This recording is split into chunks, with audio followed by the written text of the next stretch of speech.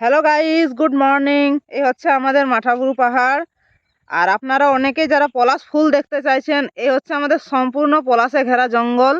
আর এই আপনাদেরকে দেখাচ্ছি পলাশ গাছ। এই দেখুন, এই হচ্ছে পলাশ গাছ। সবে নতুন নতুন কড়ি নিয়েছে, আর কয়েকদিনের মধ্যেই ফুলও চলে আসবে। এই দেখুন, ছোট্ট ছোট্ট কড়ি নিয়েছে পুরো গাছটাতেই।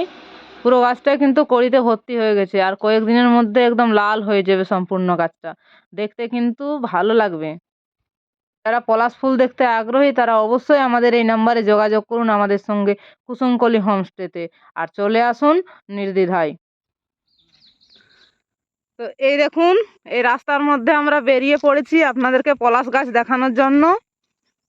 এই দেখুন, চারিদিকে শুধু পলাশ আর পলাশ। এইখানেও দেখুন একটা ছোট্ট গাছ আছে, এখনো পাতা ঝরেনি। এই পাতাগুলো সম্পূর্ণ ঝরলে তারপরেই ফুল হবে। এই আমাদের মাঠাগুরু পাহাড়ের কোলে শাল পলাশে ঘেরা শুধু জঙ্গল। এই দেখুন, এগুলো হচ্ছে শাল গাছ, সবে হলুদ হয়ে গেছে। পাতাগুলো ঝরলে নতুন নতুন পাতা গজাবে। আর সঙ্গে এই যে পলাশ গাছ, ফুল ফুটলে লাল দেখাবে। এই দেখুন, এই হচ্ছে একটা পলাশ।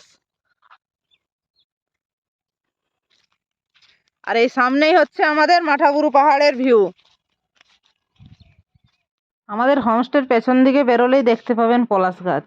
একটা গান আছে না, পিন্দারে পলাশের বন, পালাবো পালাবো মন। পিন্দারে পলাশের বন, পালাবো পালাবো মন। নিংটি ইঁদুরে ঢোল কাটে, ও কাটে হে বতরে প্রীতির ফুল ফোটে।